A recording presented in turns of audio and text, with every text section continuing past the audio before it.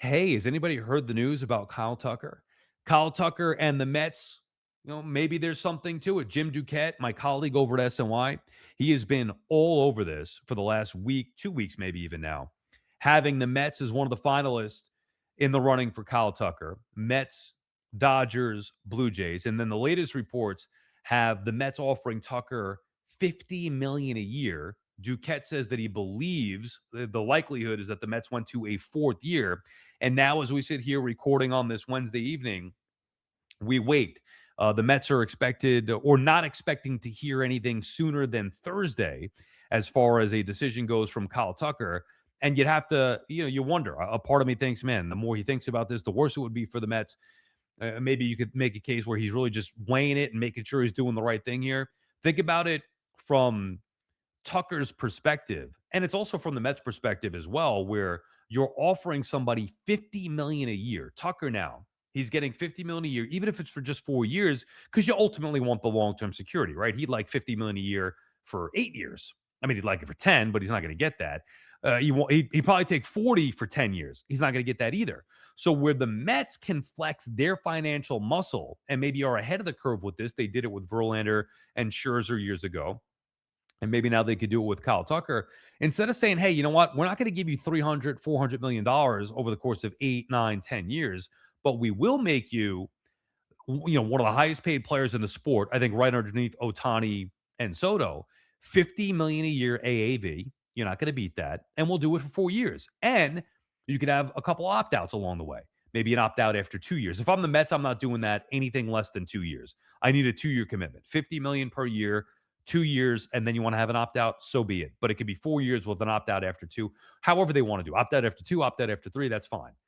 But that's a power move for the Mets because they're overextending now, but on the back end, not getting hurt. And if the player wants to opt out, so be it. Then you go opt out and the Mets could reassess then. That to me should be the new way of doing deals. It's the smarter way. And from Tucker's perspective, it also would make sense because he can maximize his income now in the short term.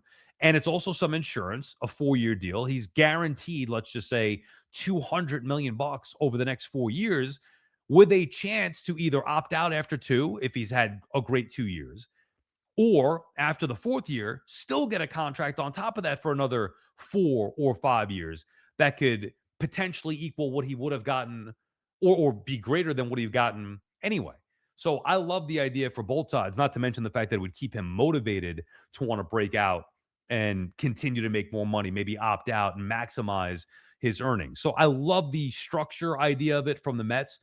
And I like the idea of it from Tucker's perspective as well. I just don't know if that's going to be the best offer. We'll see. I mean, maybe the Dodgers offer 8 years and 350, and Tucker decides to take that. We have no idea. As for the player himself, I do love the idea of the Mets going all in on this type of guy. I think it's better than doing it with Cody Bellinger, who to me, there are some question marks about his consistency. Where you look at prior coming to the Yankees, there's been some up and downs with Bellinger. And I'm not sure that that's something that I would want to invest in long term. I think he's a perfect Yankee. And I think he'll be back with the Yankees. I think a lot of what we've heard here has been more posturing than anything else, similar to what we saw with Pete Alonso and the Mets a year ago, where it was the Mets were done with Alonso. That's it. Alonso was going to go elsewhere. They were preparing for that. He ends up coming back to them because that was the best offer, and he signed the deal with the opt out. Now he's an Oriole, but I think that's what's going to happen with Bellinger, where Bellinger will be back with the Yankees. He's not getting better. Oh, come on. Who are we kidding? He's not getting better than 5 years, $30 million a year. At least I wouldn't imagine him getting better than that. And as for the Mets jumping in there, I wouldn't do that if I'm the Mets. I wouldn't even give him the 5 for 30 a year that the Yankees are offering, let alone try to beat that. So I think that Bellinger will be back with the Yankees. And I think that the Mets are doing the right thing here, similar to what they did with Yamamoto, going all in on Yamamoto. All right, he went to the Dodgers, but that was an investment that they thought was worth it. And it would have been worth it had he signed here. They've had that MO, going high AAV or going all the way in on guys that they love, but not like. Ranger Suarez, for example. I liked him a lot. The Mets didn't like him. He goes to the Red Sox, 5 years, 130. I don't think that's a bad value, but Stearns and Cohen MO, they're not going to, in their minds, overpay or commit long term to somebody that they don't love or somebody that they don't think is going to be a huge difference maker. Rather go all the way and let's see what happens if Tarek Skubal becomes available. Maybe that'll be the case. And then you have to wonder too, by the way, if the Mets do put 50 million on the board for Tucker, you got Soto, Tucker, they're 100 million alone. Throw in Lindor's 30 million.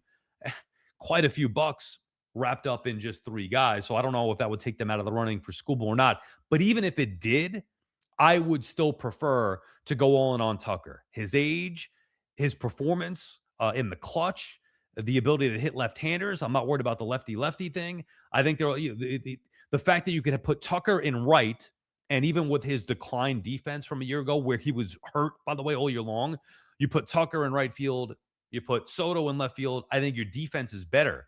Soto's better than Nimmo was in left. At the very least, it's a wash, but I think he's better. He's got a much stronger arm anyway. Tucker better than Soto was in right. Your outfield defense is better too. Tucker can run the bases. There's a lot of reasons why. It's not just the offensive number or the desperation to replace Pete Alonso and that production from him in that lineup with Tucker. So I love the idea of Tucker. As a matter of fact, it's the first thing I said live on SNY.